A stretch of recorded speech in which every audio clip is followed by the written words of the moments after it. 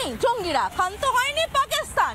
তারা সীমান্তে লাগাতার উস্কানিটা দিয়েই যাচ্ছে, লাগাতার তারা সেখান থেকে গুলিবর্ষণ করেই যাচ্ছে। আখনুর সেক্টর, বারামুলা সেক্টর, রামপুর থেকে শুরু করে লাগাতার আমরা দেখেছি সীমান্ত ধরে গুলিবর্ষণ চলছে পাক সেনা। তবে গুলি যেরকম তারা চালাচ্ছে সেরকম প্রত্যাঘাত পাচ্ছ, মুখের মতো জবাব দিচ্ছে ভারতও।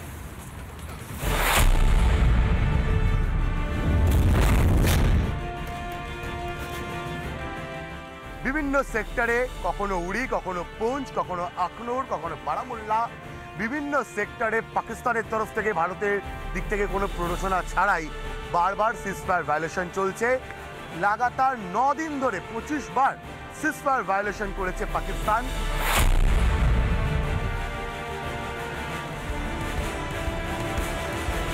ইতিমধ্যে ইন্টেল পাওয়া যাচ্ছে আবারও জঙ্গি হানার সম্ভাবনা রয়েছে এবং তার ফলেই ফের হাই অ্যালার্ট জারি করা হয়েছে। ইতিমধ্যে ফোর্স ডিপ্লয়মেন্ট যেমন করা হয়েছে, পাশাপাশি হাই অ্যালার্ট জারি করা হয়েছে।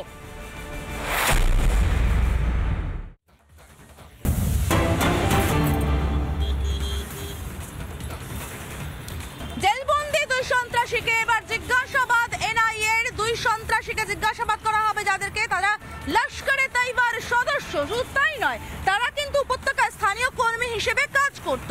কোনোভাবে কোনো পুরনো কন্ট্যাক্ট থেকে কি কোনো যোগাযোগ রয়েছে পেহেলগাঁও হামলার সঙ্গে, জিজ্ঞাসাবাদ করে জানার চেষ্টা করা হবে লস্করে তৈবার এই পরিকল্পনা থেকে কতদিন ধরে চলেছিল এবং স্থানীয় আরো কেউ জড়িত ছিল কিনা। যে দুটো নাম পাওয়া যাচ্ছে, নিসার আহমেদ এবং মুস্তাক হোসেন, তাদের দুজনকে এনআইএ জিজ্ঞাসাবাদ করবে। আমাদের সঙ্গে ভাস্কর রয়েছে, চলে যাবো সরাসরি ভাস্করের কাছে। ভাস্কর, এই দুজনকে জিজ্ঞাসাবাদ করার পিছনে কারণটা ঠিক কি?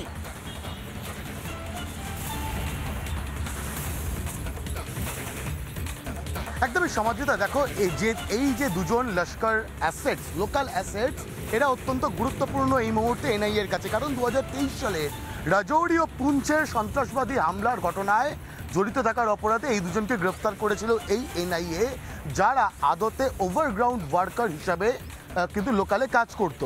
এবং লস্করে তৈবার এই লোকাল অ্যাসেটরা তারা জানতে পারে পেহেলগাঁওতে যে সন্ত্রাসবাদী হামলা করা হলো, পাকিস্তানিরা যে সন্ত্রাসবাদী হামলা করলো, সেই সময় আর কারা কারা লজিস্টিক্যাল সাপোর্ট বা অন্য ইনফরমেশনাল সাপোর্ট দিয়েছিল এই পাকিস্তানি জঙ্গিদের।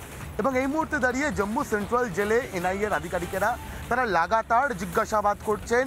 প্রত্যেকটা খুঁটিনাটি বিষয় জানার চেষ্টা করা হচ্ছে এবং এটাও জানার চেষ্টা করা হচ্ছে যে সন্ত্রাসবাদীরা এই হামলা ঘটালো পেহেলগাঁওতে, তাদেরকে আগে থাকতেই চিনত কিনা এই 2 সন্ত্রাসবাদী, যারা এই মুহূর্তে এনআইএর হাতে গ্রেফতার হয়ে জম্মুর সেন্ট্রাল জেলে রয়েছে। তার পাশাপাশি যেহেতু ওভারগ্রাউন্ড ওয়ার্কার হিসাবে এই 2 সন্ত্রাসী কাজ করেছিল, সেক্ষেত্রে আর কারা কারা, আর কোন এই ওভারগ্রাউন্ড ওয়ার্কার বা আর কোন স্থানীয়রা এই ধরনের যে সন্ত্রাসবাদী হামলার পরিকল্পনা, সেই পরিকল্পনার সঙ্গে যুক্ত, সেটাও জানার চেষ্টা করা হবে। একই সঙ্গে সেফ হাউস, অর্থাৎ এই জঙ্গিদেরকে রাখার জন্য স্থানীয়রা সেফ হাউস কোথায় কোথায় তৈরি করেছিল, এই বিষয়গুলো জানারও কিন্তু চেষ্টা করা হচ্ছে। এবং এই দুজনের কাছ থেকে, এই নিসার এবং মুস্তাক, এই দুজনের কাছ থেকে আরও অনেক তথ্য মিলতে পারে, আরও অনেক লোকাল অ্যাসেটের খোঁজ মিলতে পারে, যারা লস্করি তৈবার জন্য কাজ করে, ভারতের টাকায় খেয়ে, ভারতের থেকে ভারতের বিরুদ্ধেই সন্ত্রাসবাদী হামলার ষড়যন্ত্রে মদত যোগায়। সেরকম আরও বেশ কিছু নাম সামনে আসতে পারে এবং লাগাতার জিজ্ঞাসাবাদ চলছে। অন্যদিকে দাঁড়িয়ে কিন্তু এটাও খুব তাৎপর্যপূর্ণ, এই দুজনের যে হিস্ট্রি, 2023 সালে রাজৌরি এবং পুঞ্চের যে সন্ত্রাসবাদী হামলা, সেই সন্ত্রাসবাদী হামলার সঙ্গে এই দুজন যুক্ত ছিল।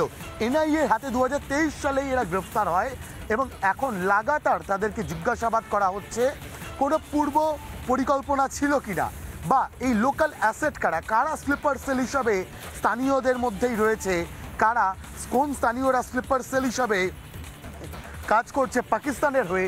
গোটা বিষয়গুলো জানার কিন্তু যে কাজ, সেই কাজ এনআইএ গোয়েন্দারা তারা চালিয়ে যাচ্ছেন এবং নিঃসন্দেহে আমাদেরকে অপেক্ষা করতে হবে সমাদৃতা, যে এই 2 সন্ত্রাসবাদী, তাদের মুখ থেকে আর নতুন কোন নামগুলো সামনে আসে, যারা।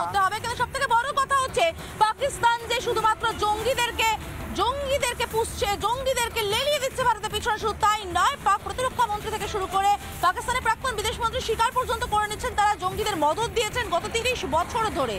নানা ধরনের কন্টেন্ট দেখার জন্য লাইক করুন, শেয়ার করুন আমাদের ফেসবুক পেজ, সাবস্ক্রাইব করুন আমাদের ইউটিউব চ্যানেল। পাশাপাশি অন্যান্য ব্রেকিং নিউজের জন্য অবশ্যই চোখ রাখুন রিপাবলিক বাংলায়।